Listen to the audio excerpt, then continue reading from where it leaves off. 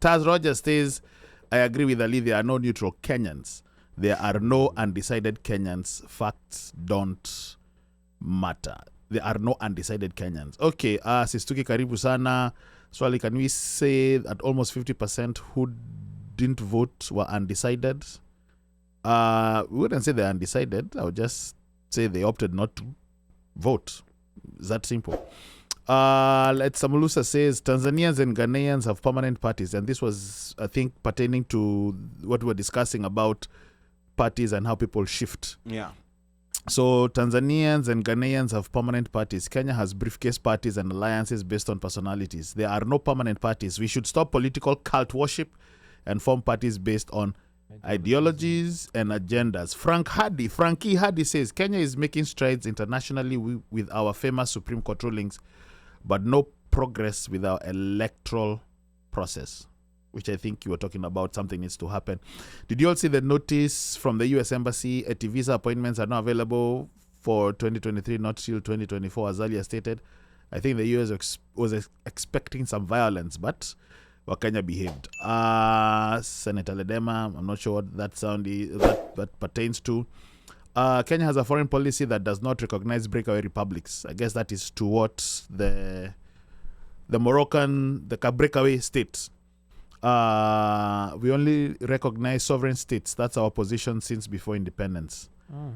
Interesting. Okay. Well, share that information. Please with us share. Because Kenya has recognized Southern Sudan. We recognize Southern Sudan even before the election. Before the referendum, we've recognized, this Sahrawi Republic. So I'm not sure who shared that, but whoever it's Esther Mulusa. Yeah, Esther, please share with us, Na Sahrawi pia amesema hamtambui. Amesema tambui lakini alidelete tweet. Ki-Trump. Lakini Trump wa delete tweets. Na nani alikuwepo? Na prime minister wao alikuwa. Prime minister wao alikuwepo na wako na diplomatic presence in Kenya. They already have diplomatic presence in Kenya. Wako na ubalozi nchini Kenya. Lelota says Kenyan interests come first. It's a very delicate time. Anyway, proof letter hiyo tusome ndio tujue. Economy needs to be resuscitated. That's Lelota. Karibu sana, by the way, Gade. Uhuru made a lot of constitutional blunders. Lelota, Western Sahel is an issue, but I think we need something to be done quick. Some people will be hurt. Omosh, that is fear-mongering. Speaking of which, karibu sana Kenyan Jui. Omosh for almost 5 minutes shared his foreboding about Rigathi Gachagua, but presented no specifics other than chunga huyo mtu. Rebuttal itabidi. Have you ever been in a place where a sitting president campaigns against his VP? Red flag. Yet, big gamble.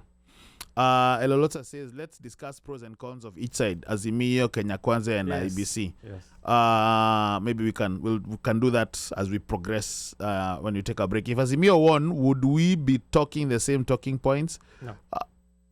You said no? Yeah. Okay. Kwa sababu then at this point Kenya Kwanza ungekuwa nalalamika. Kenya Kwanza ungekuwa nalalamika na Azimio ungekuwa nazungumza vitu vingine. That's politics. Yes. Okay. Tusingekuwa tunazungumza haya, topic isingekuwa hii, wanao defend sasa hivi ungekuwa nalalamika, and that's the true katika siasa. Wengine zingekuwa Kenya sasa hivi. Sasa hivi watangomesha na nguo wameshanunua hapo. Suti mshapima. Yeah, wameshapima lakini sasa tutazitumia kwenye nani? Yeah, so ideally that's that.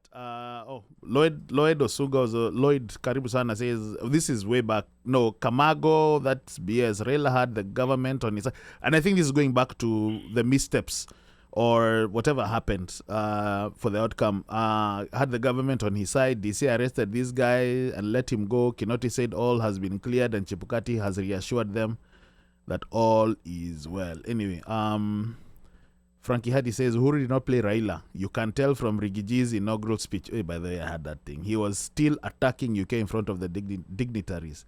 The voter turnout in the past election was the worst. It did not meet the threshold. How they achieved 50+1 is still a mystery to lots of people. The judgment passed by the Supreme Court was not judicial but political. I think one of the party went to sleep with confidence, or went to sleep with confidence about their win while the other worked overtime to make sure the tables were turned and succeeded. It is said the end justifies the means. Baba got 19% in Central, not 25%. Still a lot. Ali. Okay, 19 is 1 in 5. That's still... It's still a lot yeah, compared to other times. Mm-hmm. Other times, 2013, 2017. This one was... Because I think the idea was, the notion was, then, if all factors remained constant, hapa nini, to 33, please.